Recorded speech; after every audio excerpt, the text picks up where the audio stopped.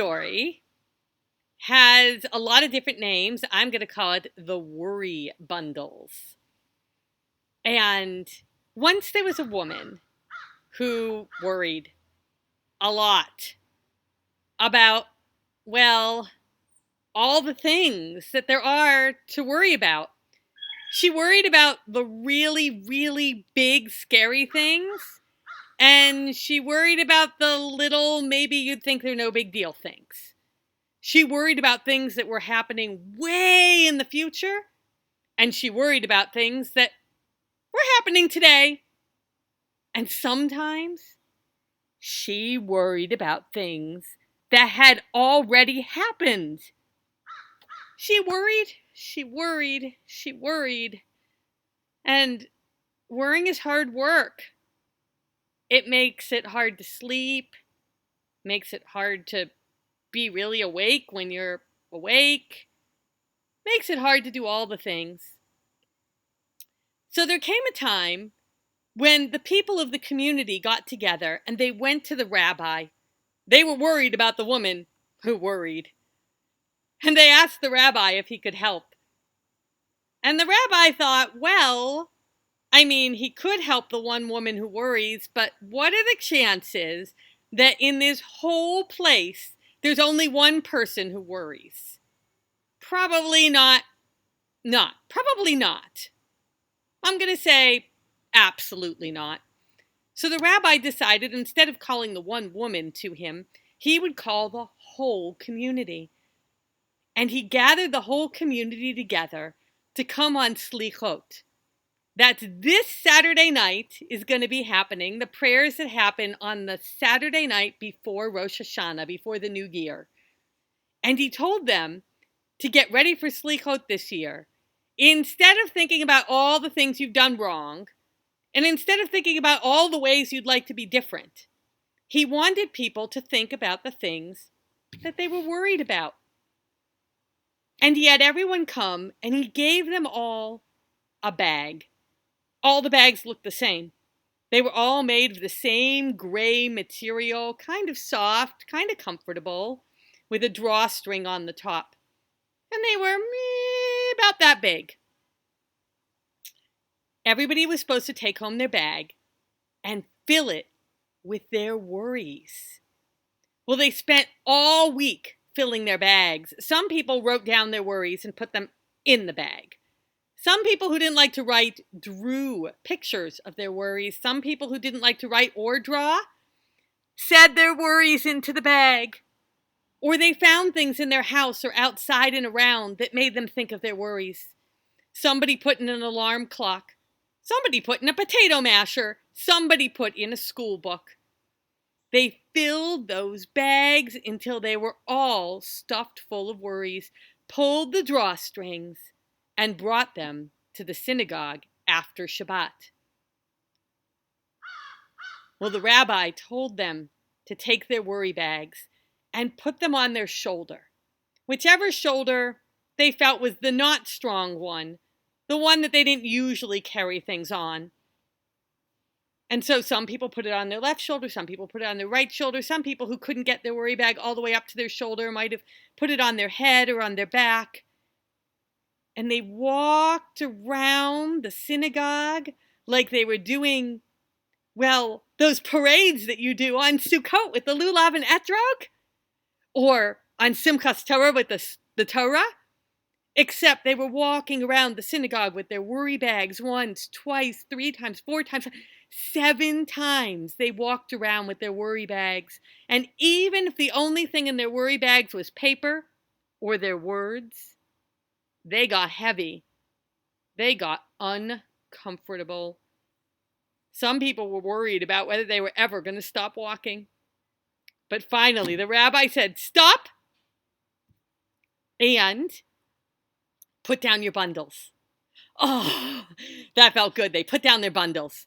And then the rabbi said, "Special treat. One time only. You have to take a bag back. Everyone came with a bag. Everyone has to leave with a bag. But it doesn't have to be your bag. You can take any bag you want. If you find a bag that's lighter weight or more comfortable or easier to carry, you can take that bag home with you. Well, the people, they started to run around the synagogue this way and that way and this way and that way and this way and that way, trying out the bags and seeing which one fit them the best. Everybody wanted a better bag than they had come in with.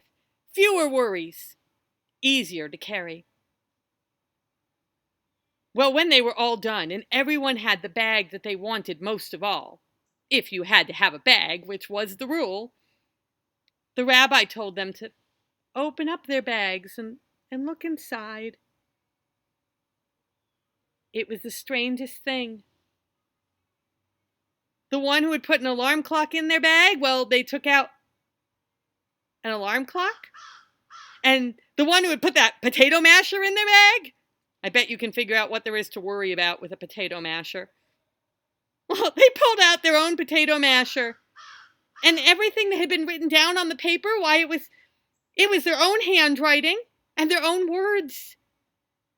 Every single person had taken back their own worry bag.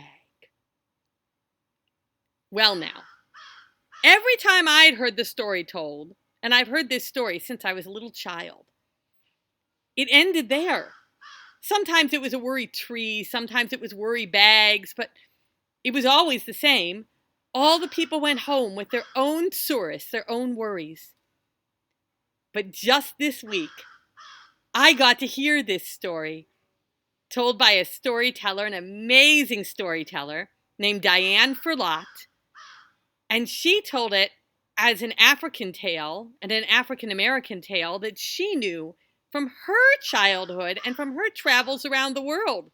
It turns out everybody worries all over the world, and they all have a worry story.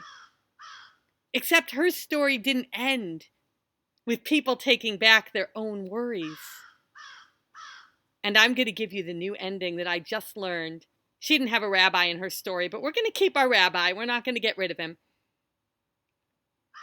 The rabbi asked the people to walk past him before he left.